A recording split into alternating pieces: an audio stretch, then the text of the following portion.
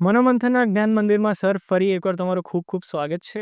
આપણે ગઈ વખતે ઓશો ઉપર સિરીઝ રેકોર્ડ કરવાની ચાલુ કરેલી. 2 એપિસોડ રેકોર્ડ કર્યા હતા. પહેલા એપિસોડમાં આપણે એમના બાળપણ રિલેટેડ વાત કરેલી. સેકન્ડ એપિસોડમાં આપણે એમના સ્કૂલિંગ રિલેટેડ વાત કરેલી ને એમની જે પ્રોફેસરશિપ છે એના ઉપર વાત કરી હતી. સ્કૂલ ડેઝમાં એમના જે શિક્ષક હતા બહુ સ્ટ્રિક્ટ હતા ને પછી કેવી રીતે એમને પ્રબળ એનો વિરોધ કરેલો એના ઉપર બધી ચર્ચા કરી. 3 બાબાઓ વિશે આપણે પણ વાત કરેલી. નહેરુજીનો પણ ઉલ્લેખ થયો હતો ક્યાંક ના ક્યાંક. હવે એમાં વચ્ચે એક વસ્તુ આપણે મિસ આઉટ કરી. 21 વર્ષની આયુએ રજનીશજીને એનલાઇટમેન્ટ પ્રાપ્ત થયું હતું અને એના પાછળની શું સ્ટોરી રહી છે એની ચર્ચા કરવાની હજુ બાકી છે. એના પછી આપણે આગળ વધીશું પૂના આશ્રમ ઉપર અને રજનીશપુરમ ઉપર. તો સર અપ ટુ યુ. બહુ સરસ. તમારો પ્રશ્ન બહુ વાજબી છે અને ખાસ તો આપણા જે વ્યુઅર્સ મિત્રો છે એમના માટે પણ આ પ્રશ્ન કદાચ વધારે અભિપ્રેત છે. આપણે છેલ્લી વાત એ કરી હતી કે ભાઈ રજનીશજીના કિસ્સામાં પેલા 7 વર્ષના તબક્કાઓ કયા કે પેલા જ્યોતિષીએ કહ્યું કે ભાઈ આ બાળકનું આયુષ્ય છે ને બહુ ટૂંકું છે, 7મા વર્ષે નિધન છે એને એવું બધું કહ્યું. પછી 7મા વર્ષે તો નિધન થયું નહીં.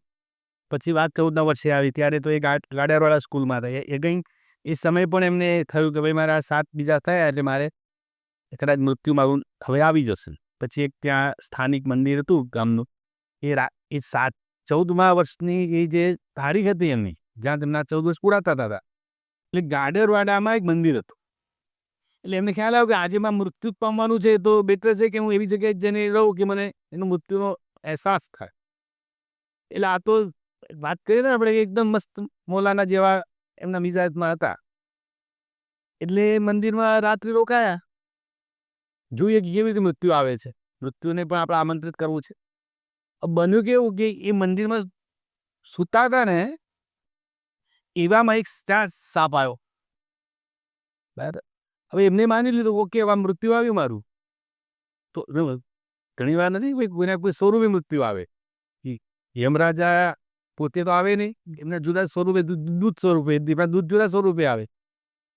એટલે કે બસ આ મારો આ સાપ આવે ને એટલે જેવો સાપ જોયો એટલે એકદમ નોર્મલ થઈ ગયા. એ આપણી હિંમતની વાત છે. આપણે આ સામેથી આવું કોઈ સાપ આવે તો નોર્મલી આપણે શું થાય કે આપણે ત્યાંથી ભાગી જ જઈએ. ડર તો એવું ડર લાગે. એટલે એમને કહ્યું કે ડરવાનો કોઈ પ્રશ્ન જ નથી. અમારા મૃત્યુની હવે ઘડી આવી ગઈ છે. ભાગીને ક્યાં જઈશ? અને ભાગવું તો છે જ નહીં, મોતને સ્વીકારવું જ છે. સાહેબ બન્યું કેવું કે એ સ્વસ્થ રહ્યા, સૂઈ ગયા, સાપ એમના ઉપર પસાર પણ થઈ ગયો પણ કશું એમને થયું નહીં. અને એમાંથી એમને શીખ લીધી કે એકવાર વ્યક્તિને મૃત્યુનો ડર જતો રહેશે ને પછી દુનિયાની કોઈ તાકાત એને ડરાવી શકતી નથી.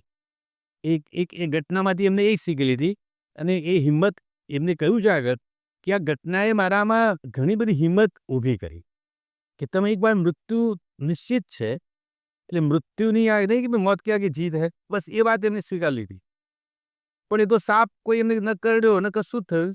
સસ્તાથી પાછા ઊભા થઈ ગયા તો રાત્રે સવારે પાછા તો ઘરે પહોંચી ગયા. આ 14મા વર્ષની ઘટના. તમે જે પ્રશ્ન કરો એ વાત થોડીક આપણે કરી હતી ભાઈ 21મા વર્ષે એટલે 1953 21મી માર્ચ. એટલે ઓશોનું પેલું જે ટ્રાન્સફોર્મિંગ ઓશો કહેવાય ને, જે દુનિયા જે ઓશો રજનીશ ઓળખે છે એ ઘટના બની આ 21મા વર્ષે.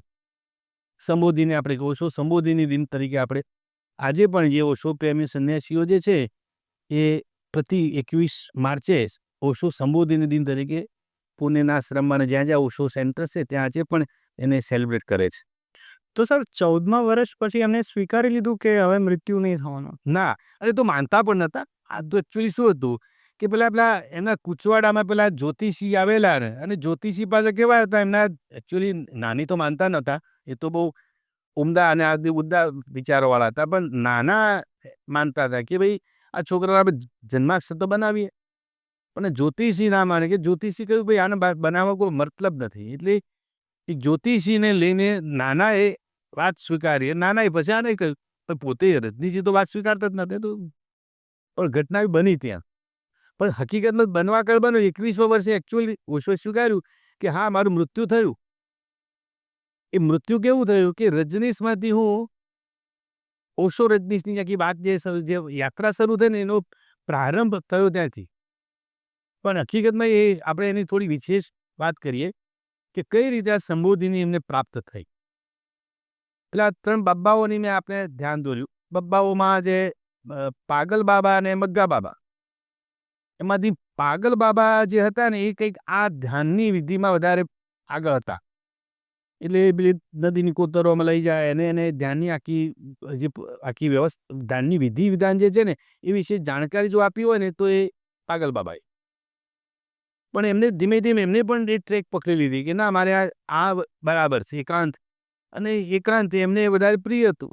જ્યાં જાય ત્યાં એકલા રહે. એટલે નદીમાં વાત કરી હતી કે નદીમાં સતત વહ્યા કરે. અને ટૂંકમાં એમને જીવન આમ એકલવીર કહેવાતા. એ પોતે કે હું એકલવીર છે.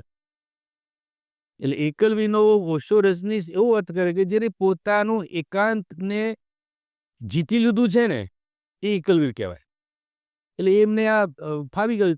એમની કોઈ જોડે મિત્રતા પણ નહોતી એવી. એ તો આપણે બાલ્યાવસ્થાથી કહ્યું ભાઈ, કુચવાડામાં પણ એના કોઈ મિત્રો નહોતા, ગાડારોડામાં કોઈ બાળ કોઠિયાઓ કે કોઈ હતું નહીં. પરિવારમાં પણ આપણે કહ્યું કે એમને કોઈ એવી કંઈ લેવા દેવા જ નહીં કંઈ એની સાથે.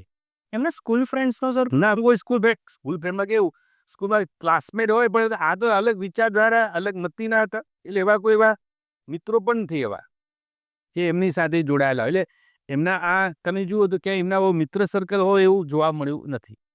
એક ગાડરવાડામાં એક સ્ત્રી મિત્ર એમની હતી, પણ એનું નિધન થયું, મૃત્યુ પામી છોકરી. એટલે પછી એ પણ કંઈ વાત આગળ, એટલે એ પણ કંઈક એમના વાતમાં કંઈ એવડું આવતું નથી વિશેષ. પણ મિત્ર સર્કલ બહુ એટલું એમનું હતું નહીં. હવે થયું શું કે આ 1953ના વર્ષની વાત કરું. એમને સંબોધિની થઈ 21 જ 1953. પણ એકચ્યુઅલી આ સંબોધિની એની આખી જે પ્રક્રિયા જે છે ને એ તો આખું વર્ષ ચાલી હતી. 1 વર્ષ સુધી. છેલ્લે 1 વર્ષને અંતે એમને સંબોધિની પ્રાપ્ત થઈ. જ્યાં સુધી સર મેં ઓશોના સ્પીચીસ સાંભળ્યા છે, અષ્ટવક્ર ગીતાની પણ આપણે વાત કરી લઈએ એમાં, તો એરા હંમેશા એવું કહેતા હોય છે કે ભાઈ આ એનલાઇટમેન્ટવાળું જે છે એક તો ક્ષણિક હોય છે ને, એક ક્ષણમાં આખું ક્ષટી જાય. તો પછી આ વર્ષ શું કેવું? હાલ એમાં એવું થયું કે સતત ધ્યાનમાં રહેતા હતા. કારણ કે એમને આ એક ચેતનાનો એક દોર છે. તમે તરત કોઈ પણ પ્રકારની આ પ્રકારની મનની અવસ્થામાં એક ક્ષણમાં તમે તો મેળવી ના શકો. પણ એક ક્ષણને લાવવા માટે પણ તમારે પ્રયત્નશીલ રહેવું પડે. આવે ક્ષણ જ તમે કહ્યું બરાબર, એ આ એક માત્ર ક્ષણમાં થતું હોય અને એમ જ થયું છે. હું તમને કહું કેવી રીતે થયું. પણ એ પેલું આ તો છે ને કે બાળક અવતરે છે, પણ બાળક તો જે અવતરે છે એ નહીં, બાળકને અવતરવાની આખી પ્રક્રિયા જે છે એ તો લોંગ લાસ્ટ હોય છે. એને આપણે સમજતા નથી. આપણને દુનિયા શું જોવે છે કે એક બાળકનું પૃથ્વી પર અવતરણ થયું. માત્ર અવતરણ નથી, એ અવતરણ પહેલાંની આખી પ્રક્રિયા તો આપણે સમજતા જ નથી. બરાબર. એ જ ઘટનામાં છે. એ નવો જન્મ મળ્યો છે. પણ કોઈ પણ નવો જન્મ મળે છે તો જન્મ કેમ મળે છે, કઈ રીતે મળે છે, એની આખી પ્રક્રિયા તો હોય જ. તો આ જ વસ્તુ ઓશોમાં જોવા મળે છે. એટલે એમને થયું કે મને એટલે આખા એમને શરીરની એકી વાત કે ભાઈ હું સતત મને કંઈ ગમે નહીં, બેચેની રહ્યા કરે, કોઈ સાથે બોલે નહીં અને ગમગીન રહ્યા કરે. પછી સતત આમ કહેવાય ને કે વિચારોમાં રહે. એટલે ઘરના લોકોને એમ થયું કે એને માનસિક રોગ થઈ ગયો છે. એટલે એના પિતા એમને કોઈ દવાખાને લઈ જાય, દવાખાને ડૉક્ટરને બતાવે, બે છોકરો જુઓ ને કંઈ ગમગીન રહ્યા કરે છે, બોલતો ચાલતો છે નહીં. અને આમ કેવું કે સમજો કે એમને કંઈ કહેવામાં આવે તો જવાબ જુદો આપે. એટલે એમને લોકો આમ પેલું માઇન્ડ તો આ ટાઈપનું હતું જ તે. એટલે એમના પિતાને એમ થયું કે એ બધું ગાડે આવી ગયા હતા. એમ થયું કે આ છોકરો 100% માનસિક બીમારીનો ભોગ બન્યો છે. એટલે આપણે ઘણી વાર નથી કે ભાઈ ચલો આ ડૉક્ટર નહીં તો આ ડૉક્ટર એમ અલગ અલગ ડૉક્ટરને બતાવે એમના પિતા. પણ પાછા રજની જેમ કે મને કશું જ નથી થયું, તમે ખોટા ડૉક્ટરોને બતાવો છો. પણ કોઈ મા બાપને તો સંયમ ના થાય ને કે આ છોકરો સાવ પછી જતો રહે, એવું તો ન ચાલે. એટલે પરિવારનો પ્રયત્ન એવો હતો કેમ કરીને એને ટ્રેક ઉપર લાવી. પણ એ તો એની પેલી મનની સ્થિતિમાં આવી ગયેલા. સમજો કે એમને કંઈક કહેવામાં આવે ને કે ઘરમાં કે તું જાય છે બહાર તો શાકભાજી લેતો આવજે, ઘરની બહાર જતો હોય તો પણ એટલે આવે ખરા પણ સાંજે આવે તો ભૂલી ગયા હોય કે ભાઈ તને કહ્યું તો પણ કે હું તો મને ખબર નથી શું થયું. પછી પુસ્તકો વાંચે તો શું થાય, કયું પુસ્તક વાંચ્યું એક શિફ્ટ આખી વાત ભૂલી જાય. પછી વિચારો ઘણી વાર તો એવું છે કે દિવાલોમાં આમ માથું ભટકાવે. આવી બધી સ્થિતિમાં આવી ગયેલા. રોજનું 12 થી 13 કિલોમીટર દોડતા હતા, ભૂખ લાગે નહીં. તો આ બધી એક શરીરની એક અવસ્થામાં આવું એમને થયા કરતું.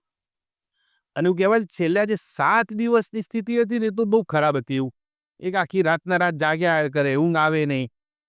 અને આ જે દિવસે જેને તમે કહો છો ને કે ક્ષણ કેવી રીતે થઈ, હવે ઘટના કેવી બનેલી કે, અને તો એક સ્થિતિમાં એવી આવેલા કે નીચે તો સાધના કરે, વૃક્ષ ઉપર પણ સાધના કરતા હતા, ધ્યાન. એટલે એમને આ આત્મક સાક્ષાત્કાર થયો. એ ઘટના એવું કહે છે કે એકવાર હું વૃક્ષ, કારણ કે પછી રાત્રે પણ જતા રહે, ઘરની બહાર જતા રહે, એટલે ઘરવાળા પાસે ક્યાંક કોઈ શોધી આવે ને લઈ આવે, પણ તમારે એ બધું આખું એમનું જીવન આ પ્રકારનું ચાલતું હતું. એ ઘણી વાર શું કરે, જે લોકો એટલે ઘરવાળા આવીને શોધવા આવે ને કે ચલો અહીં બેઠો હશે, આ નદીના છેડે બેઠો હશે, એટલે એમને શું કર્યું, વૃક્ષ ઉપર જતા રહે કે નીચે તો મને કોઈ જુએ, ઉપર કોઈ જુએ નહીં. એટલે નીચે વાળે ને ઘણી વાર તો એ જુએ નહીં, પોતે જુએ કે આ મને શોધવા આવ્યા છે, એટલે શાંતિથી બેસી જાય. આ સ્થિતિ, અને એ ધ્યાનની એ સ્થિતિમાં વૃક્ષ ઉપર બેસતા. થયું શું, એક દિવસે ધ્યાન આ રીતે ધ્યાનની અવસ્થામાં હતા અને અચાનક એમનું શરીર નીચે પડી ગયું. બરાબર, રાતના સમયે ધ્યાન ધરતા હતા, સવારે આવું કંઈક ઘટના બની કે પોતે આપણે કે બોડીને શરીર નીચે પડી. હવે પોતે એવું સ્વીકારે છે કે હું તો ઉપર બેઠો જ તો, હું અને મારું શરીર જુદું થઈ ગયું, આત્મા અને શરીરને કહી ને. હવે એ તો પોતે એ વૃક્ષ ઉપર સાધનાની અવસ્થામાં જ હતા. હવે થયું શું કે એ ત્યાંથી એ બે સવારે પેલા દૂધ વેચવાવાળી બહેનો ખરી ને, ત્યાંથી પસાર થઈ, બે સ્ત્રીઓ. એમને આ જોયું કે ભાઈ કોઈક માણસ નીચે પડ્યો છે ઝાડ ઉપરથી. એટલે સ્ત્રીઓએ શું કર્યું, એના આજે આપણે જેને થર્ડ આઈ કહીએ છીએ ને, ત્યાં ઉપર એને કંઈક પ્રેસ કર્યું. આજે તમે જો કે ઓશો સંન્યાસ આપે છે ત્યારે આ થર્ડ આઈ ઉપર ફોકસ કરે છે. આ એકચ્યુઅલી સ્પાર્ક ત્યાંથી પણ થયો છે, એમને સ્વીકાર્યું છે. એટલે એમાંની એક સ્ત્રીએ શું કર્યું, એ આને કે લાવો ના બાળકના હાથ, આને કંઈ જોઈએ આપણે કંઈ. તો જેવું એને આ થર્ડ આઈ ઉપર પ્રેસ કર્યું ને, તો તરત એમને એકદમ સભાન થઈ ગયા. જેવા સભાન થઈ ગયા પાછા શરીર મૂળ શરીરમાં આવી ગયા. તો આ ઘટના એક સમયે એ પ્રાપ્તિ બનેલી. અને પછી આ છેલ્લો દિવસ જે હતો, આ એ જે આ સંબોધિની પ્રાપ્ત થતા એના 7 દિવસ પહેલાં તો એવું કહેવાય છે કે આમ અકળામણ, આ બાજુ પેલી કોઈ સ્ત્રી બાળકને જન્મ આપીને પહેલાં જે કેવી એમની શરીરની આખી વ્યવસ્થા બદલાઈ જાય છે, એ પ્રકારની જે સ્થિતિમાં હું આવી ગયો હતો. અને એકદમ શોક લાગ્યો. અને રાતના કંઈક 12-1 વાગ્યા હશે ને, એકદમ ઝબકારો થયો. અને પેલો જે કહેવાય છે ને કે જેમ પેલા બ્લેક હોલમાંથી આપણે પસાર થઈએ, અને આપણે કોઈ ખેંચી લેતું હોય આપણને, એવું કે ચમત્કાર ચેતનાએ ખેંચી લીધો હોય એવું મને સાકાર થયો. અને એકદમ ઘરની બહાર નીકળી ગયા. ગયા તો ગયા કઈ બાજુ ગયા, એમના પેલા મૂળ વતન બાજુ, કુચવાડા બાજુ. કુચવાડામાં તો કોઈ હતું નહીં, એટલે સીધા એ આમના જે હતા બાબા, પાગલ બાબા જોડે ગયા. એટલે આ જ્યારે એમને આત્મ સાક્ષાત્કાર થયો, તો સૌ પ્રથમ જેને મળવા ગયા હોય તો એ મળ્યા તો કોણ મળે એમને, પેલા પાગલ બાબા. પાગલ બાબાએ આશીર્વાદ આપે કે ના, હું જે ક્ષણની રાહ જોતો હતો, એક ક્ષણ તારા માટે આવી ગઈ. હવે તું એક નવી ચેતનામાં પ્રવેશ કરી ગયો છે. એટલે ત્યાંથી સીધા પછી ગયા એમને નાનીને મળવા. હું નાની તો ગાડરવાડામાં જ હતા, ત્યાં ગયા. નાની કે તું તો આખું બદલાઈ ગયો છે, તારામાં તો આખું ચેન્જ આવી ગયો છે, બસ કે હું હવે જઉં છું. એટલે નાની કે તું જાય છે ખરું, પણ મને સંન્યાસ આપતો જા, હું તારી પહેલી સંન્યાસ. એટલે ઓશો રજનીશના પહેલા સંન્યાસી કોઈ હોય તો એમના નાની. અને એ રીતે એમને આખી જે કહેવાય ને કે જીવનનો જે બદલાવ જે છે ને, સંપૂર્ણ બદલાવ જેને આપણે કહીએ છીએ, એ રીતે આ ઘટના બની તે ઓશો સંબોધીની. એટલે આત્મ સાક્ષાત્કાર એટલે પોતાની જાત સાથેનો જેને કહેવાય મેળાપ થયો હોય. તો ઓશોની સતત પ્રતીક્ષા હતી. બીજું, ઓશોના કોઈ ગુરુ નથી. હા, તમે આગળ વધો એના પહેલાં મારો એક ક્વેશ્ચન છે કે ઓશોની આપણી સ્પીચીસમાં જોયું છે, જેટલી પણ ઘટનાઓ એમના જીવનમાં ઘટેલી અને બીજા જેમ કે બુદ્ધ ભગવાનના જીવનમાં ઘટેલી, એને હંમેશા એરા તાર્કિક રીતે સમજાવે, પ્રેક્ટિકલ રીતે, લોજિકલ રીતે એનું રિઝનિંગ આપવાનું ટ્રાય કરતા હોય છે.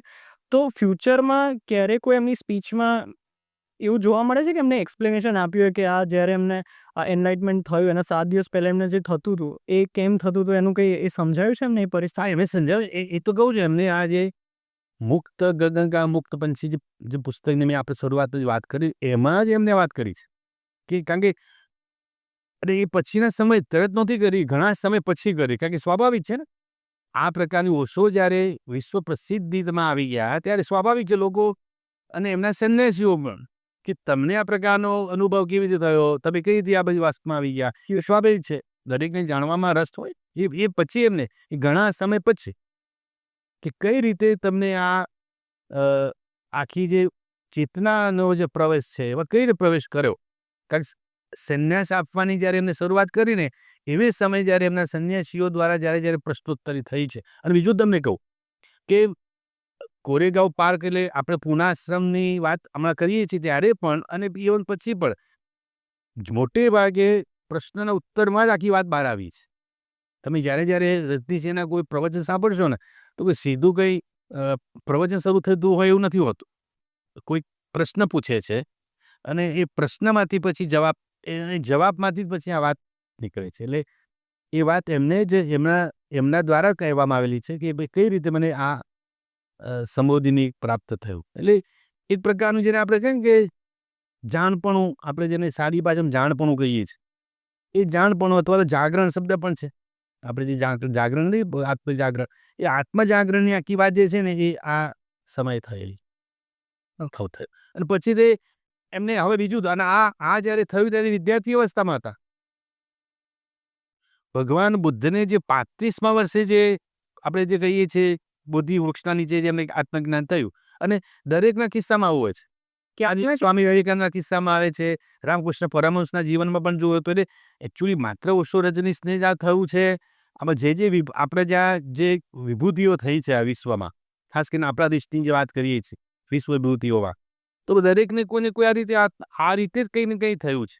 અને ક્યાંક ના ક્યાંક એ લોકો પ્રકૃતિ સાથે જોડાયેલા હોય ત્યારે જ થાય. ભગવાન બુદ્ધ જોઈ લો, મહાવીર જોઈ લો, ઓશો જોઈ લો, હા જે કૃષ્ણમૂર્તિને જોઈ લો, હા જે કૃષ્ણમૂર્તિ એવું કહેતા કે 48મા વર્ષે મૃત્યુ પામ્યા પછી પણ એમને આત્માએ થયું છે. એમની પણ કંઈક વાત આવી છે. ઓકે. જે કૃષ્ણમૂર્તિ તમે આપણે વાત થોડીક આપ્યો તો ને એમના કિસ્સામાં પણ આવું જ છે. એટલે કોઈને કોઈ પ્રકારના આ તો દરેકના જીવનમાં આપણે જો જોઈએ ને તો એ તો છે. બીજું એ છે કે બીજાઓના કિસ્સા દાખલે કે સ્વામી વિવેકાનંદની વાત કરીએ એમને તો ગુરુ મળે. ઓશો રજનીશના કિસ્સામાં એવું એમને કોઈ ગુરુ જ નહોતા. એટલે એ પણ છે કે કોઈ પણ ગુરુની મદદ વિના આ પ્રકારની જ્ઞાન પ્રાપ્ત થવું એ પણ એક અલભ્ય વાત છે. એ કિસ્સામાં થોડા બીજાઓ કરતાં એ રીતે રજનીશ જુદા પડે છે. પણ એ વાત એમને આ ઘટના અને એ મોટો એમના જીવનનો જે મેઇન પડાવ જે છે ને, ઓશો રજનીશના જીવન ઘણા બધા પડાવો આવે છે.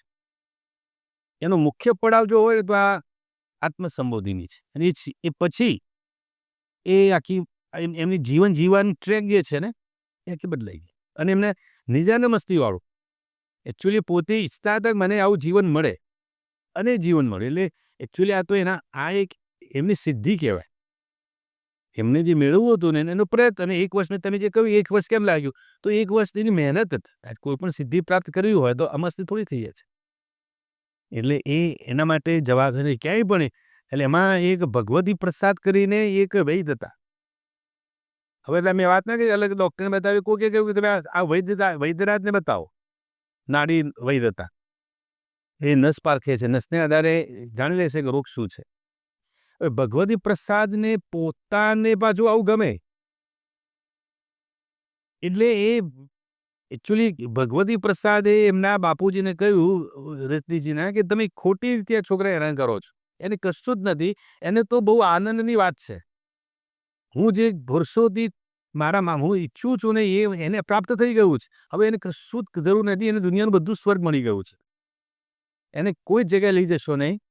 એને જે મળ્યું છે ને દુનિયામાં કોઈને પ્રાપ્ત નથી. એ માટે હવે એને કોઈ દવાખાને કોઈ વૈદ્યરાજને બતાવશો નહીં. એવું એમને આ છોકરા આ કેસમાં પાડે ને એ કેવું કે મને આ વૈદ્યરાજે ભગવતી પ્રસાદે મારા બાપુજીને સમજાવેલું અને કે એ આખી જિંદગી મને યાદ રહેલું કે પહેલાં મને શું થઈ રહ્યું છે એને કોઈ વિચાર આવ્યો હોય ને પહેલાં તો કે ભગવતી પ્રસાદને. કારણ કે એમને પણ આવું જ એ ઝંખતા હતા પણ એ એમને ન પ્રાપ્ત થયું. મને પ્રાપ્ત થયું તો એનો આનંદ, એનો રાંજીપો એમને વ્યક્ત કરેલો વૈદ હતા. ઓશોમાં બદલાવ આવ્યો છે એના વિશે એમના નાનીને ખબર પડી ગઈ તરત. નીલકુમાર આ વૈદરાજને ખબર.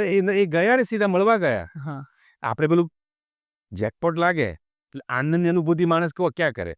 પહેલાં તો એમના જેને કારણ કે પાગલ બાબા એવા હતા કે એમને આ ધ્યાનની વિધિઓમાં છે એટલે પહેલાં ઈચ્છા હતી કે હું એમને કહી દઉં. આપણે જો કોઈ સારું પરિણામ આવે તો કેવી એની હર્ષ ઉલ્લાસ કરવા માટે જઈએ.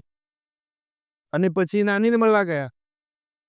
નાનીને મળવા ગયા ને કહ્યું હવે હું જાઉં છું.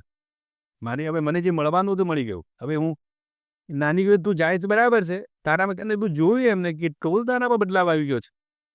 બીજું સાહેબ તમને એ કહું કે આવી જ્યારે સાધના કે આવી પ્રકારની ધ્યાનમાં આવે એટલે શરીર કુશ થઈ ગયું એમનું. હવે એ સમયની એમની જે 21 વર્ષની ઉંમર હતું કે વાળ સફેદ થઈ ગયેલા, શરીર કુશ થઈ ગયેલું, થાકી જાય. કારણ કે શરીર આ પ્રકારની ધ્યાન અને સાધનામાં શરીર જે છે ને એ નબળું પડી જાય. ઓશોને પણ ઘણા બધા શારીરિક પ્રશ્નો ત્યાંથી શરૂ થયા. એ પહેલાં નદીમાં આપણે વાત કરી કે નદીમાં રાત્રે દિવસે ગમે તેવું નદીમાં પૂર આવે તો તરે. પણ એવું કહેવાય છે સંબોધિની પછી એમના શરીરને ઘણું બધું એમને કષ્ટ વેઠ્યું. કારણ કે એક વર્ષ સુધી તો મને કે કોઈ ભોજન ન લે તો અનિયમિત લે, રાત્રે નિંદર ના લે તો ઓછી વધતી લે, રાતના 3 વાગે ઉઠી જાય. એટલે આખી ઘટનામાં શરીરે તો ભોગ આપ્યો જ ને. પણ એવું થયું. પણ એ મહત્વનો પડાવ છે એવું કહેવાય છે એમના જીવનનો. બસ પછી તો એ વિદ્યાર્થી કાળમાં હતા તો પછી મેં આપણે આગળ વાત કરી મેટ્રિક થયા પછી જબલપુર કોલેજમાં ગ્રેજ્યુએટ થયા. અગેન પછી સાગર યુનિવર્સિટીમાં પોસ્ટ ગ્રેજ્યુએટ થયા અને પછી એ ત્યાં અધ્યાપક બન્યા. ત્યારે શરૂઆતમાં રાયપુર અને પછી જબલપુર કોલેજમાં અધ્યાપનનું કામ કર્યું અને 1966માં ફૂલ ફ્લેજ આપણે આમ તો અધ્યાપક હતા ત્યારે એમને પ્રશ્નો તો ઘણા હતા જ તે વિદ્યાર્થી કાળમાં પણ એમને પ્રશ્નો હતા. કારણ પેલા થોડા વિચારોની બાબતમાં જુદા હતા.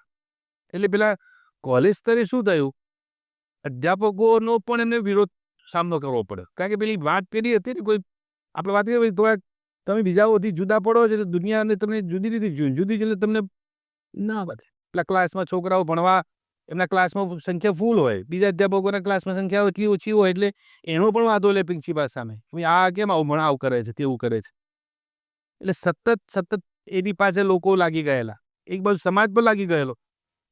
એટલે એમને થયું કે મને મારા માટે આ ક્લાસ નથી બરાબર. એટલે પછી એમને 1966માં એ વ્યવસ્થા અધ્યાપન કાર્ય છોડી દીધું અને પછી વ્યવસ્થામાં જોડાઈ ગયા. મતલબ જ્યારે પ્રોફેસર હતા ત્યારે ઓલરેડી એનલાઇટન્ડ હતા. યસ. પછી નયો એને પેલું પરિધાન બદલી નાખ્યો ને એના પણ વાંધો હતો કે બીજા અધ્યાપકો બધા એને અધ્યાપકનો પરિધાન કેવો હોય કોલેજમાં, આ તો એ લુંગી એની ઉપર એક આપણે સદરા જેવું પહેરીને આવે, ચાકડીઓ પહેરે, પછી કેસ રાખે. એટલે આ બધું એમને પેલું સંબોધિનીમાં આ બધું એમને તો અને તો જુદા જ જીવનના યાત્રી બની ગયા હતા. એટલે આ બધું એમને અધ્યાપકોને અને ઇવન તો વિદ્યાર્થીઓમાં પણ કેટલાક વિદ્યાર્થીઓ પણ એ અપ્રિય હતા. પણ એ બધી વાત એમને મજા ના આવી અને મેં સ્વીકાર લીધું કે આ મારા માટે આ ક્ષેત્ર છે જ નહીં. એકચ્યુઅલી તો અધ્યાપક બનવાનું એમના પેલી આપણે વાત કરી હતી કે રોય સાહેબનો પ્રયત્ન અને પેલા એમના બાબાઓની થોડીક એ હતી એટલે એમની હતી. બાકી તો એનો ઉચ્ચ અભ્યાસ કરવાની પણ એટલી બધી એ નહોતી. પણ એ મેં છેલ્લે 66માં એ એમને છોડી દીધું અધ્યાપન કાર્ય. 66 પછી એમને શું કર્યું, આવા અલગ અલગ વ્યાખ્યાનો શરૂ કર્યા. શરૂઆતમાં અધ્યાપક હતા ત્યારે જ તે એમને ત્યાં જ વિચારધારા શરૂ કરેલી. વિચારધારામાં આ બધી વાતો કરે, ધ્યાનના પ્રયોગ શીખવે અને આ બધી પ્રવચન કરે. સ્ટુડન્ટ્સના સામે. હા, સ્ટુડન્ટ અને એમના વિચારોને એમને ગમતા એવા લોકો આવે 5-25 માણસો સાથે બેસે. શરૂઆતમાં એ પ્રકારનું કરતા હતા. એ રીતે એમને શરૂઆત કરી અને પછી શું કર્યું, એમને બીજી રીતે ગામડાઓમાં જવા માંડ્યા. એમને ખબર મારે માસ તો જોઈએ છે. કારણ કે કોઈ પણ તમારે લોકોને તમારા સુધી લાવવા માટે તમારે લોકો સુધી જવા માટે કંઈક યુક્તિ તો બતાવવી પડે. એટલે એમને પેલા સ્વામી વિવેકાનંદ ભાઈ મને 100 માણસ મળી જાય તો દુનિયા દેશનું ભવિષ્ય બદલી નાખ. પછી એમને પણ વિચાર આવે કે મને 101 માણસો મળી જાય મારા જોવા તો મારું કામ ચાલી જાય મારું. એટલે પછી શું કર્યું એમને, શરૂઆત ગામડાઓમાં કરી. પ્રારંભમાં ગામડામાં જાય, પોતાની વાત મૂકે. હવે એમના પેલું ખંડન મંડનની પ્રવૃત્તિવાળા, એટલે સ્વાભાવિક છે એમને જોયું કે હું જો ખંડન મંડન કરું છું ને તો લોકો સ્વીકારતા નથી, એટલે એમને યુક્તિ અપનાવી અને એ કહેતા રહે મને આ યુક્તિ પેલા માછીમારમાંથી મળી ગઈ. એટલે આપણે પેલું માછલી પકડવા માટે શું કરે કે પેલું આગળ લોટ લગાવે એટલે માછલી આવે લોટ ખાવા, પછી એ જાળમાં ફસાઈ જાય. એમ સ્વીકાર્યું છે કે મેં પણ મને એ માછીમારમાંથી શીખવા મળ્યું કે મારે લોકોને મારા સુધી લાવવા માટે શરૂઆતમાં તો થોડુંક એમને ગમતું કહેવું પડશે. એટલે એમને મોડ બદલ્યો. પહેલાં શરૂઆતમાં ખંડન બહુ કરતા હતા, લોકો વિરોધ કરવા માંડ્યા. પછી એમની વાતો કરે એમની જ, પણ દોઢ જણાની વાત કરે એટલે પછી બધા લોકો બોલવા માંડે. પછી તો દરેક ધર્મના લોકો એમને આમંત્રણ આપવા માંડ્યા. ખ્રિસ્તી હોય તોય તે, મુસ્લિમ હોય તોય તે, હિન્દુ હોય, જૈન, બધા લોકો એમને વ્યાખ્યાન આપવા માટે બોલાવે. એટલે એક સ્થિતિ એવી હતી શરૂઆતમાં કે એ ન આવે ને વ્યાખ્યાનમાં, એના માટે વ્યવસ્થા જબલપુર બનાવે છે, ગાડરવાડામાં પણ જબલપુર બનતું જ્યાં પેલા અભ્યાસ કરતા. તો આવા કોઈ વ્યાખ્યાનો ગોઠવ્યા કોઈ સંત મહંતના, તો આ રજનીશ ન આવે ને એના માટેની એક વ્યવસ્થા ઊભી કરેલી પોલીસ, કે ભાઈ બધા વ્યાખ્યાન ભલે સાંભળવા આવે પણ પોલીસને ડેપ્યુટ એટલા માટે કરવામાં આવતી કે આ રજનીશ આવવો ન જોઈએ. અને જાય પાછા જાય તો પોલીસ એને જબ્બે કરી લે કે ભાઈ તું ના જઈશ અંદર, કે તું જેવો અંદર જઈશ ને તારી પેલી પ્રશ્નોત્તરી સામે કરીશ એટલે આખી તું વ્યવસ્થા દોડી નાખે છે. એટલે આયોજકોએ સ્ટ્રિક્ટલી તને કહ્યું છે કે બીજા બધા ભલા આવે, આ ના આવવું જોઈએ, નહીં તો આખી વ્યવસ્થા ખોરી નાખશે. કારણ કે એવા એકાદે સવાલો કરે તો કોને ડાયરેક્ટ પેલા જે હોય ને એમને જ કરે. અને આવું બનેલું જ 2 વખત. એટલે પછી એ ધારો પાડી ગયેલો. એક આ સ્થિતિ હતી. અને જોડે જોડે પોતે બી સ્પીચીસ આપતા હતા. હા, અને પછી શું થયું, આ એમને મોડ બદલો ને એક સ્થિતિ એવી આવી કે આ વ્યક્તિ માટે પણ પોલીસ બોલાવવી પડી. પછી તો એમને એમના વ્યાખ્યાનો અને એ બધું એટલું સરસ થવા માંડ્યું, તો લોકો એટલી બધી સંખ્યામાં આવવા માંડ્યા કે અતિ ક્રાઉડ ન થાય માટે વ્યવસ્થા માટે પોલીસ બોલાવો. તો એ સ્વીકારતા હતા કે એક સમય તને અમે તો આવતા જ હતા, એટલા માટે આવતા તને રોકવા માટે આવતા હતા. હવે તને લોકો સાંભળવા ઓછા માટે થાય ને, કારણ કે મેં પાછું શું થાય કે જબ કોઈક આયોજક હોય ને કે ભાઈ ચલો 2000 કે 2000ની પોપ્યુલેશનની વ્યવસ્થા છે, એ લોકો શું કરે, 2ની સામે 3000 આવે તો વહેલા આવે જગ્યા મેળવવા માટે. એટલા બધા એ જાણીતા થઈ ગયેલા. એટલે એવું ન બને કે ઓશો રજનીશનું કોઈ જગ્યાએ જાહેર વ્યાખ્યાન હોય, પ્રવચન હોય અને પ્રવચનમાં કોઈ પોલીસ ફોર્સ ન આવ્યો બને જ નહીં. એટલી બધી મેદની ભરાય. અને મોટે ભાગે એમની શરૂઆત તો આ પર્યુષણ માળામાંથી જ કરેલી, મુંબઈમાં અને અલગ અલગ જગ્યાએ મને બોલાવે. પણ ટૂંકમાં પછી તો જાણીતા થઈ ગયા, જેમ વિષયો મૂકતા ગયા તેમ. એટલે એ આખી ઘટના એમને ત્યાં બનેલી. ત્યાં સુધી એમના સંન્યાસો પણ વધ્યા હશે ને નંબર? હા, સંન્યાસનું તો એને પછી શરૂ કર્યું. પછી એમને શું વિચાર કર્યો કે હવે મારે હિમાલય જતું રહેવું છે. સમૃદ્ધિની પ્રાપ્ત થઈ ને પછી પ્રોફેસરશીપમાંથી એમને મુક્ત થયા. એટલે પછી વિચાર એમને આવ્યો કે હું હિમાલય જતો રહું. આ બધા મોટાભાગના લોકોને વિચાર આવે ને, એમને પણ આ વિચાર આવ્યો કે અને એમને હિમાલય ગમતો પણ હું પ્રકૃતિ પ્રેમી હતા જ તે. એટલે કે આપણે ત્યાં પ્રકૃતિને સમીપ જતા રહીએ, આ વિચાર એમને આવ્યો. પણ બીજું કેવું થયું કે આ ભોપાલ રિયાસતમાં આવે, આ જે ગાડરવાળા અને એ બધું છે ને, એ સમયે આપણે બ્રિટિશ કાળની વાત કરીએ, ભારત આ સમયની આઝાદી પહેલાંની વાત કરું છું, બરાબર છે. એ થયું શું કે એ ભોપાલના બેગમ હતા, એ બેગમ અને આ ઓશોના નાની એને બહુ સારી મિત્રતા હતી. એટલે બેગમને ખ્યાલ આવ્યો કે આ રજનીશ જે છે એ હવે હિમાલય જતો રહેવા વાત કરે છે. મીનવાલ એમને પ્રયત્ન એવો કરેલો કે કોઈ જગ્યા મળે, નાની જગ્યાએ મારી જગ્યા ઊભી કરું, પણ એવું કંઈ રાજકીય લોકોના ખટપટને કારણે કંઈ જગ્યા મળીને એની પ્રયત્ન છેલ્લા 10 વર્ષથી કરતા હતા, પણ કંઈ એવું મેળ પડ્યો નહીં. આ વાત બેગમને ખબર હતી અને એ વાતમાં પછી એમને જાણ થઈ કે છોકરો જતો રહેશે હિમાલય. એટલે બેગમે એના દીકરાને કહ્યું કે તું કામ કર, તું આની નાનીને વાત કર કે ભાઈ એવું હોય ને તો હું જગ્યા આપ. એ બેગમનો મોટો વિશાળ મહેલ હતો. કહ્યું ભાઈ તું એક કામ કર, તારે હિમાલય નથી જવું, તું આ જે છે ને આ મહેલનો ઉપયોગ કર. થયું શું, એ રિયાસત પાછી મીઠી આમાં ભળી ગયેલી, આપણે આમાં આઝાદીના જે આપણે એકીકરણ કર્યું રજવાડાઓનું, એટલે રજનીશને ખ્યાલ આવ્યો કે હવે એમની પાસે બહુ છે નહીં મિલકત, હું કરીશ તો શું કરીશ. અને બીજું રાજકીય ખટપટ એટલી બધી હતી, લોકોને વાંધો હતો. એટલે પછી એમને વિનમ્રતાથી ના પાડી કે ના તમારો આભાર, પણ મને કંઈ આ કામ મને યોગ્ય લાગતું નથી એમ કરીને એને પ્રેમથી બેગમને ના પાડી. પણ બેગમે કહેલું તું આ બધું જે કરે છે ને એ તું અહીંયા કર, તારે કંઈ બીજે દૂર જવાની જરૂર નથી. તો એ રીતે એમને આ કર્યું. પણ વ્યાખ્યાન આપવા જાય, ગામડે ગામડે ફરવા જાય, 15 વર્ષ સુધી વ્યાખ્યાન આપે એમને. આપણે પેલી વાત ન કરી આગળના પોડકાસ્ટમાં કે સતત ટ્રેનમાં મુસાફરી કરે.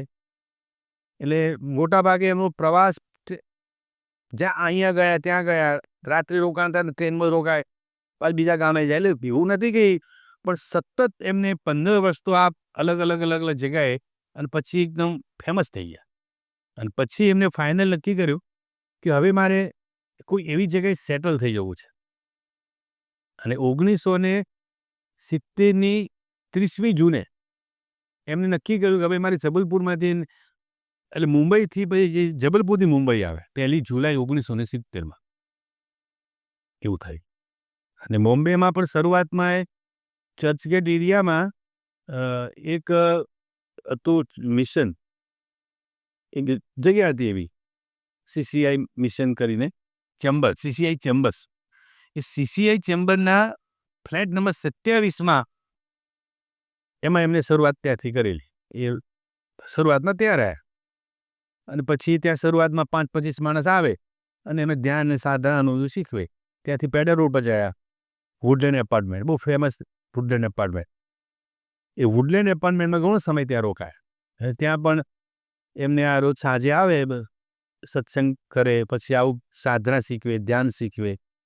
એટલે વુડલેન્ડ એપાર્ટમેન્ટમાં બોમ્બેમાં એ ઘણો સમય ત્યાં રોકાયા એવું છે. એ જ સમયે સર એમનો પરિચય મા શીલા સાથે થયેલો. હા, યસ. માં શીલા જે છે ને એ મૂળ બરોડાના, અમદાવાદ આપણે ઓળખો શીલા અંબાલાલ પટેલ, મૂળ નામ એમનું શીલા અંબાલાલ પટેલ. એ શું થયું, આ વુડલેન્ડ એપાર્ટમેન્ટમાં ઓશો રજનીશ રહેતા હતા. હવે એ સમયે આ માં શીલાના કોઈ સંબંધી છે ને એ બોમ્બે હશે ને કોઈ કારણ ગયા હશે શીલા. એટલે એ કંઈક નજીક રહેતા હતા ને ત્યાંથી ઓશોની આ બધી એનો પરિચય ત્યાં થયો. હું પરિચયની ભૂમિકા વુડલેન્ડ એપાર્ટમેન્ટથી જ થઈ. ઓશોના જીવનમાં 3 વ્યક્તિઓ, મા લક્ષ્મી, પછી આ મા શીલા આનંદ જેને આપણે કહીએ છીએ તે, અને બીજા છે મા પ્રેમ નિર્વાણ. એ વિદેશી સંન્યાસી હતા. પણ 3 સ્ત્રીઓ એમના જીવનમાં, એટલે એમ કહેવાય કે સચિવ, પર્સનલ સેક્રેટરી એમને કહેવાય. પણ માં શીલાનો પરિચય થયો તો એ વુડલેન્ડ એપાર્ટમેન્ટમાંથી થયો. એટલે પછી શું થયું, બોમ્બેમાં પણ એમને બોમ્બેનું વાતાવરણ શૂટ થતું નહોતું. એમને સતત એક તો ફરિયાદ રહ્યા કરતી હતી, એમને અસ્થમાનો પ્રોબ્લેમ રહેતો હતો.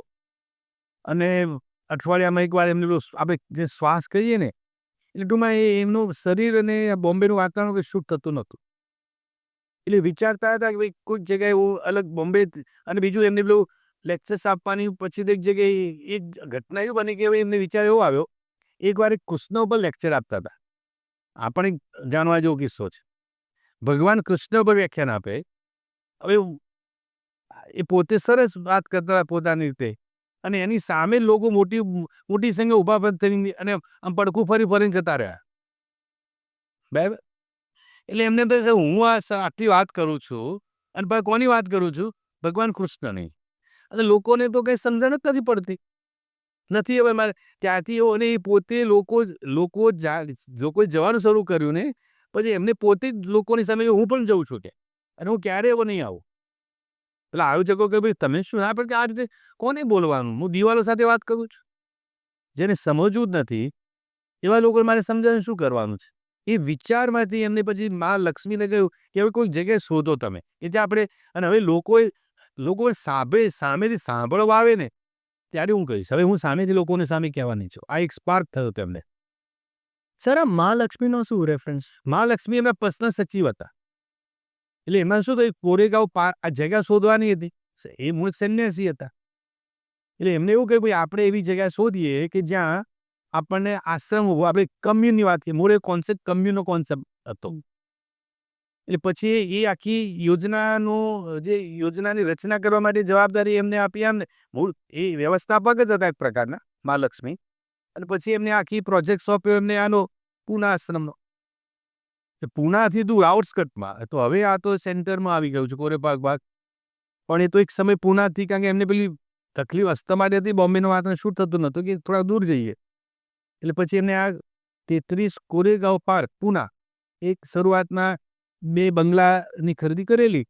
ત્યાં ઓશો રજનીશ આશ્રમની શરૂઆત ત્યાં કરી. પછી આજે તો મોટો એ Osho international meditation resort, holiday resort છે. એટલે એ આખી વાત છે. પણ મૂળે કોરેબાગ શરૂ અને 1974માં એ આજે છે ને એ બોમ્બેથી પછી ગયા એ 1974માં. 1974 એ પણ 21 માર્ચે પેલો સંબોધન દિવસ પસંદ કરેલો. એવું કહેવાય કે સંબોધન દિવસે 21 માર્ચ 1974ના રોજ સવારે સેલિબ્રેશન કર્યું અહીંયા ઓડલેન્ડ એપાર્ટમેન્ટમાં. અને સાંજે આ જે આશ્રમ કહીએ છીએ ને આપણે, પૂના આશ્રમ, એ આશ્રમમાં એમને શરૂઆત કરી. એટલે 1974ની 21મી માર્ચે આ પૂના આશ્રમની સ્થાપના કરી અને ત્યાં લાઓત્સુ ભવનમાં એમને નિવાસસ્થાન કર્યું. એને પછી તો 1974 ને પછી 76માં તો એટલો બધો વિશાળ આશ્રમ થઈ ગયો. આજે તો એ વિશાળ કેમ 62 એકરમાં ફેલાયેલું છે. પણ એ આખો આશ્રમ પછી તો શરૂઆત થઈ ગઈ. પછી તો વિદેશી સંન્યાસીઓ પણ આવવા માંડ્યા. એટલે એમ કરતાં એ આશ્રમ જે છે ને એ વધારે આમ આત્મસભર પણ થયો. અને એમાં પાછું ક્રમ કયો કે સાંજે આવવાનું, પણ આપણે ધ્યાને આપણે વાત કરીએ કે પ્રશ્નોત્તરી જ કરવાની. સંન્યાસીઓ આવે, પ્રશ્નોત્તરી કરે. અને એ 1974થી માંડીને 1981 સુધી એમને આ જ કર્યું. ધ્યાન શિબિરો ગોઠવી પછી વચ્ચે.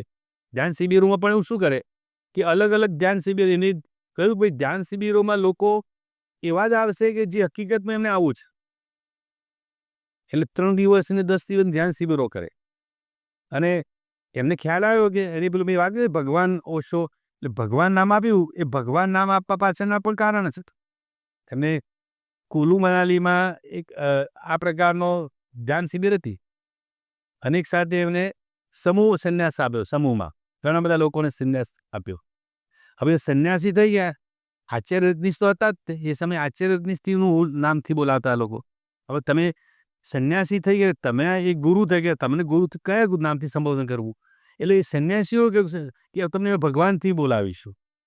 એટલે પછી એ કુલુ મનાલીના આ સંન્યાસનો જે થયું ને વિધિ, એ પછી એ ભગવાન થઈ ગયા. એટલે આમ લોકો ભગવાનથી ભગવાન એટલે મેં કહ્યું ભગવાન આપણે ઈશ્વર નહીં, જેને ભગવત્તા પ્રાપ્ત થઈ ગઈ છે તેવી વ્યક્તિ, જેને પોતાને નિજાનંદ મસ્તીમાં, એટલે અર્થ કર્યો છે એમને કે લોકો પણ ખોટું અર્થઘટન કરે છે કે ભગવાન બની ગયા. પણ એ પણ સારું થયું.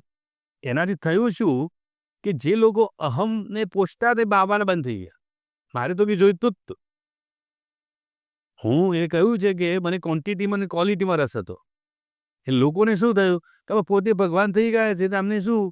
પણ ના, હકીકતમાં હું ભગવાન, મારું નામ એને ભગવત્તા પ્રાપ્ત થઈ હતી. ભગવત્તા જે એ ભગવાન. અને બીજું 10 દિવસની શિબિર એટલે બધું છોડીને આવે. કેટલી બધી પ્રબળતા હોય ત્યારે આવે. એટલે મારે તો કે આવા લોકોની જરૂર હતી. અને મને મળે તે મેં શિબિર પછી ટ્રેક બદલ્યું. વ્યાખ્યાનો પછી 5-25 લોકોની ભેગા વ્યાખ્યાન નહીં, પછી તો માસમાં લોકો સાંભળવા આવે. પછી એ પેલો એટલે ટૂંકમાં એને સમયાંતરે મોડ બદલ્યો છે. પહેલાં લોકોની સામે સંભળાવા જતા હતા ગામડે. પછી વિચાર કર્યો કે ના, હવે આ વસ્તુ બરાબર નથી. પછી એને ધ્યાન શિબિરમાં ગયા. રાણકપુર જે એક શિબિર થઈ 1964, એ પણ એક મોટો માઇલસ્ટોન છે. જેમ પેલા 1952ની વાત કરીએ તો 1964માં રાણકપુરમાં એમને ધ્યાન શિબિર કરેલી. અને ધ્યાન શિબિરમાં સૌ પ્રથમ ઓશોનું પ્રથમ પુસ્તક સાધનાપદ.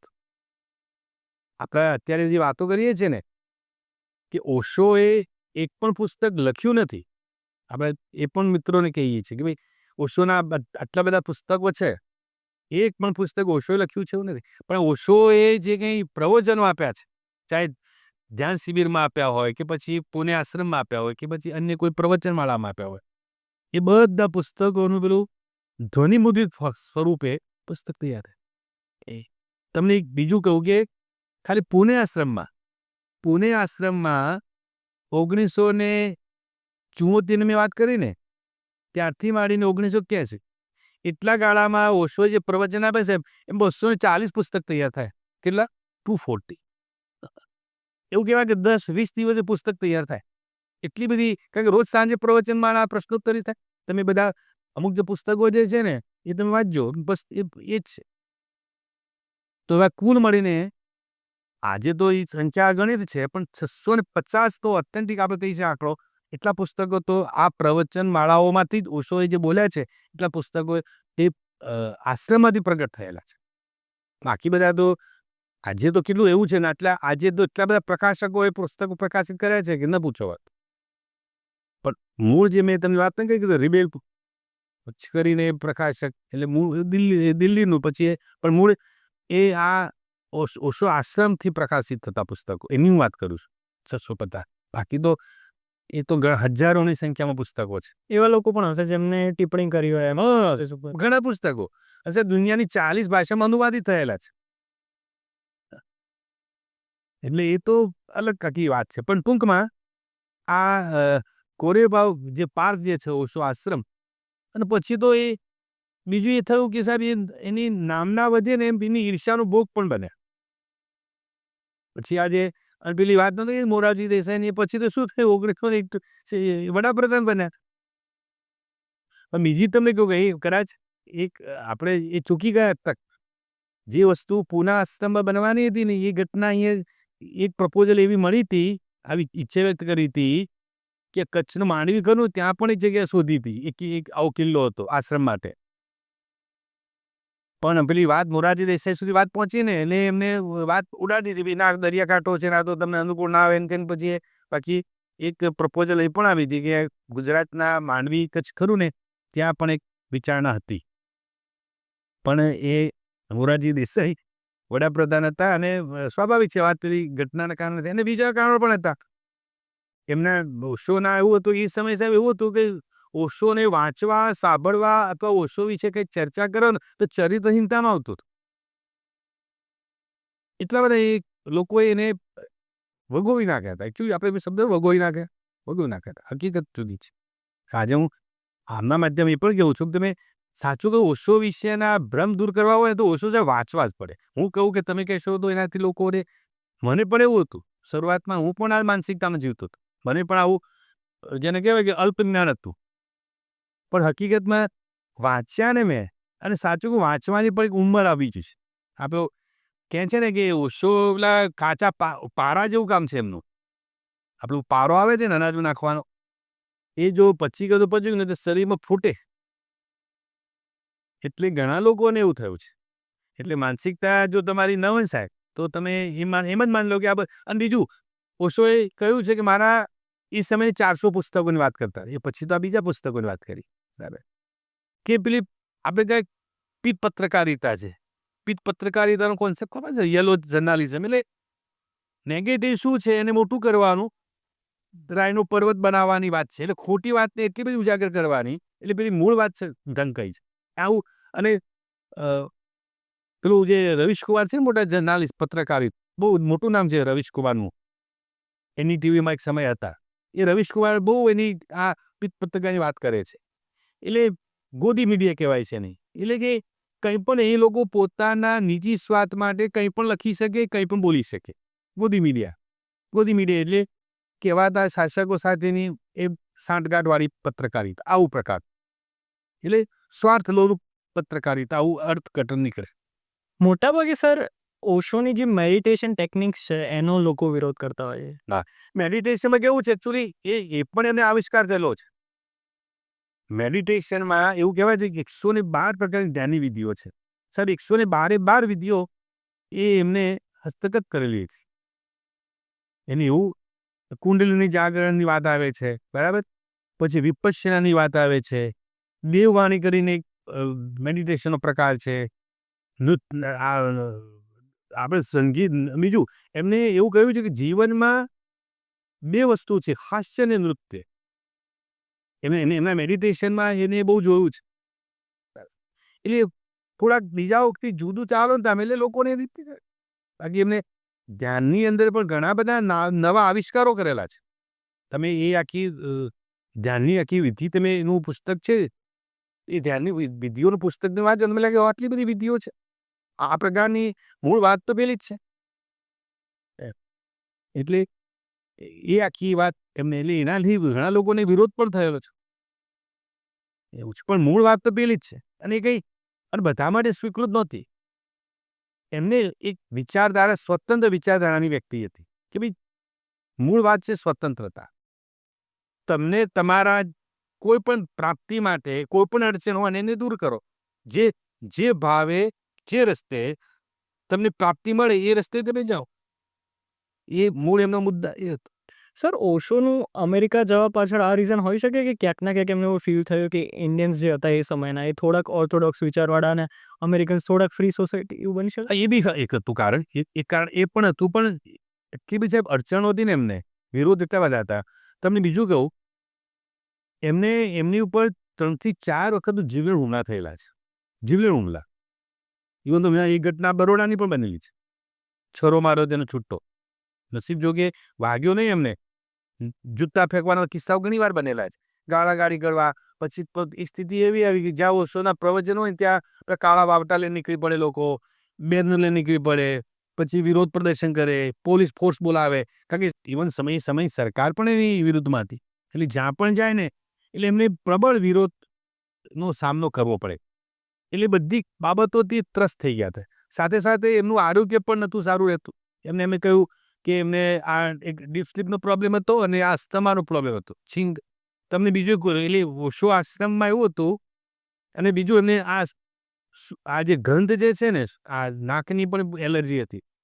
કોઈ પણ પ્રકારની એવી વાસ કે ગંધને પણ એ કરી શકતા નહોતા. ઇવન તો સ્પ્રે પણ તમે તો એવું હતું કે એમના આ જે ડિસ્કોર્સિસ પ્રવચન ચાલતા ને ત્યારે લોકો સાંભળવા તો આવતા જ હતા. એટલે એ લોકો સતત વોચ કરે કે જે કોઈ વ્યક્તિ સાંભળવા આવે એને કોઈ સ્પ્રે કે છાંટ્યું તો નથી ને. અને જો બોલે જો કે કોઈ અત્તર કે સ્પ્રે છાંટ્યું હોય ને તો એને ત્યાંથી બહારથી જ મોકલી દે કે ભાઈ તમે લાવશો. કારણ કે જો તમારું સ્પ્રે કે અત્તર ભગવાનને જો નાકી આવી જાય તો તરત ત્યાંની શરીર બગડી જતું. હવે બન્યું કેવું કે અમિતાભ બચ્ચનના પિતા હરિવંશરાજ બચ્ચન અને એમના મમ્મી તેજી બચ્ચન બરાબર છે.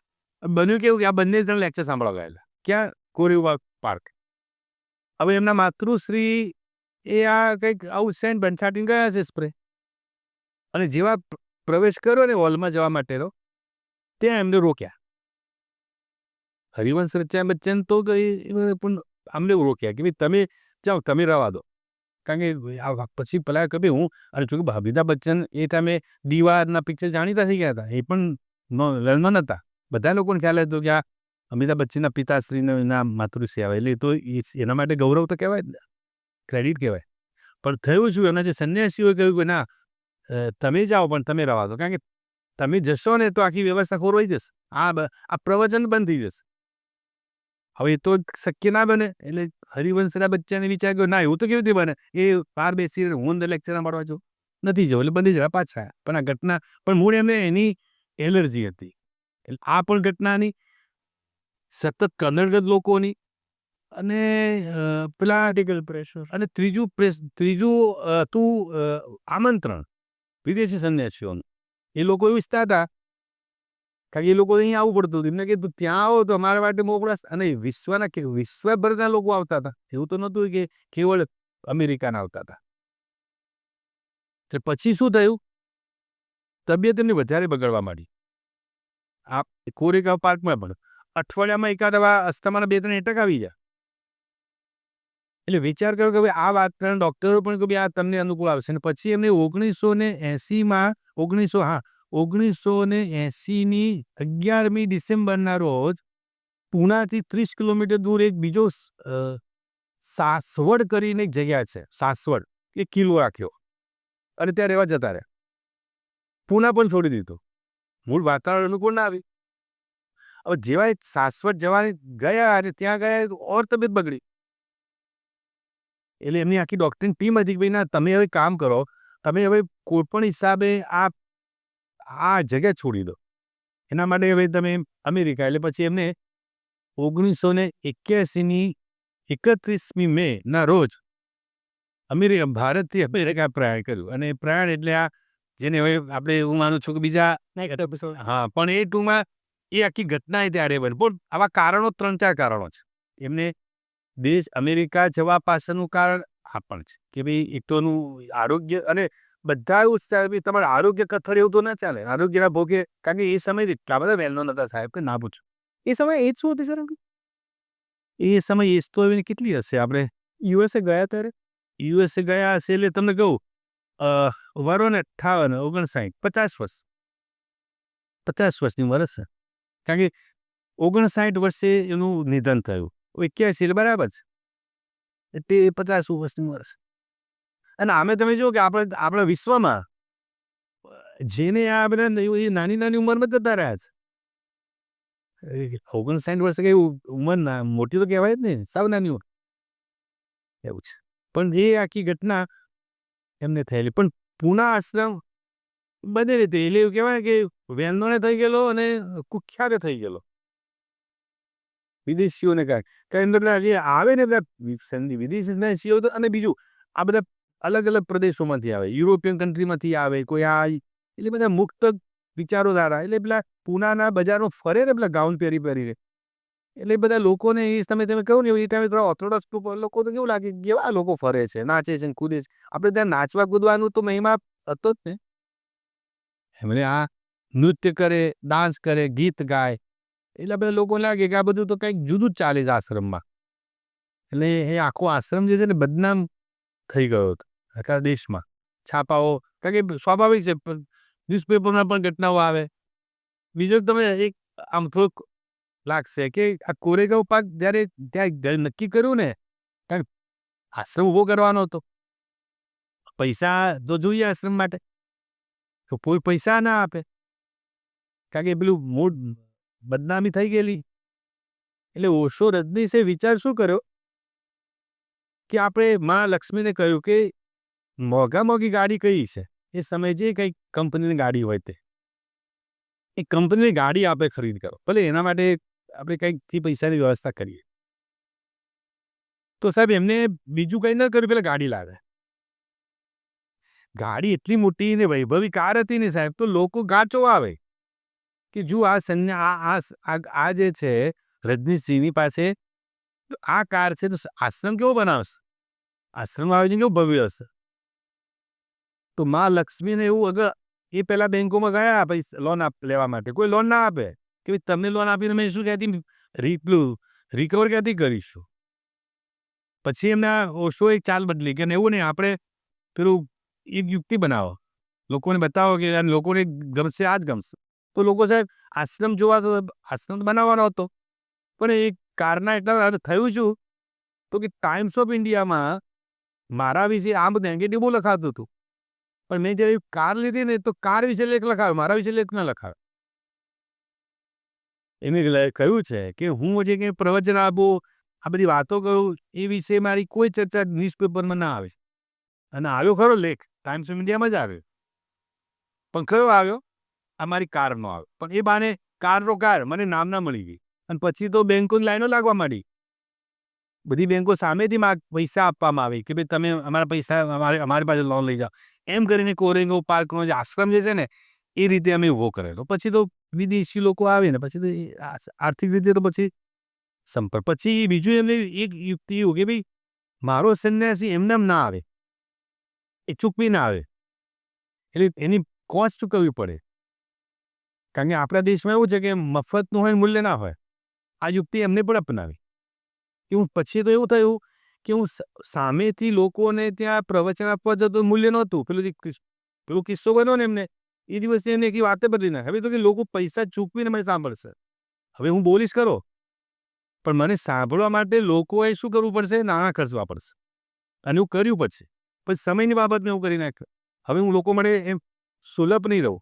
પછી તો એમને શું કર્યું કે ફિક્સ કરી દીધું કે સાંજે જ કોઈ પણ આવે એને ટાઈમ અગાઉથી એક પેલા સેક્રેટરી કહી દેવામાં આવે ભાઈ મને ઓશોને મળવું છે તો એ તમારે અગાઉથી સમય લઈને આવવું પડશે. એમ કે સુલભ નથી કે તમે આવો ને સત્સંગની વાત કરી. તમારે સમય આવવા એટલે આ બધી યુક્તિઓ કરીને એમ કરતાં સ્ટ્રેટેજી અપનાવી અમે. લોકોની સાયકોલોજી જાણી લીધી કે આ લોકોને સમજવા માટે આપણે પણ કંઈક સમજવું પડશે. એમ કરતાં પછી અને પછી તો શ્રીમંતોના ગુરુ એટલે એક મથરાવટી બની ગઈ. ઓશો શ્રીમંતોના ગુરુ કરતાં શ્રીમંત ગુરુ હતા. એ પોતે હું શ્રીમંતોનો ગુરુ નથી, હું શ્રીમંત ગુરુ છું. અને વાત બહુ સરસ કહી છે કે ભાઈ તમારે ધર્મની કે ઈશ્વરની પ્રાપ્તિ કરવા માટે અમીર તો જોઈશે. અમીરી પણ એટલે માત્ર આ અમીરી પણ નહીં, અંદરની અમીરી પણ જોઈશે. એમ પેલું નહીં ભૂખે ના હોય ભજન આપણે કે ભજન ના થાય. એટલે તમે તમારી જે દુનિયાની જરૂરિયાતો છે એ દુનિયાની જરૂરિયાતોમાંથી પરવારશો તો ભગવાન તરફ જશો. એવું સરસ ઉદાહરણ આપ્યું છે કે ગરીબ માણસની યાચના શું હોય? એને ભગવાન પ્રાપ્તિ ન હોય, એને તો 2 ટંક ખાવાની યાચના હોય. અરે વિદેશી લોકો કેમ મારા ઘેલા થાય? એને બહુ સરળ લોજિક આપ્યું છે. એ લોકો પ્રાપ્ત સુખની એક સીમાએ આવી ગયા છે. પણ જોયું કે આમાં કંઈ સુખ આમાં નથી તો ક્યાં છે? તો જાઓ જ્યાં છે ત્યાં જઈ. કે મારા ભક્તોમાં ભારતીય ભક્તો ઓછા હતા અને આ બધા અને આ વિદેશી ભક્તોમાં તો જે લોકો પાસે આર્થિક સંપન્ન છે એ લોકો જ જોડાયા છે. કારણ એ છે કે એમને જોઈ લીધું ભૌતિક સુખમાં કંઈ છે નહીં ભાઈ. એટલે એમને એનો એ જોરબાદ બુદ્ધા કહે છે. એમનો જે કહે ને જોરબાદા બુદ્ધા એટલે હું એવી વ્યક્તિનું માનું છું કે એમાં બંને પૂર્વ અને પશ્ચિમનું સંમિશ્રણ હોય. એ ભૌતિકવાદી પણ હોય એટલું આધ્યાત્મિકવાદી પણ હોય. કેવળ ભૌતિકવાદી હશે એ આધ્યાત્મિકતામાં નહીં માને. પૈસાની પાસે પાગલ માણસ થયો હશે એને ભગવાનથી દૂર હશે. અને માત્ર ને માત્ર તમે પ્રમાણિક એવા હશો તો એ નહીં ચાલો. નીતિમત્તા ખરી પણ જો તમારી પાસે આર્થિક સંપન્નતા નહીં હોય તો ન કહું. એટલે બંનેનું મિશ્રણ એટલે જોરબાદ બુદ્ધા પૂર્વ અને પશ્ચિમનું સંમિશ્રણ બહુ અદ્ભુત વાત છે.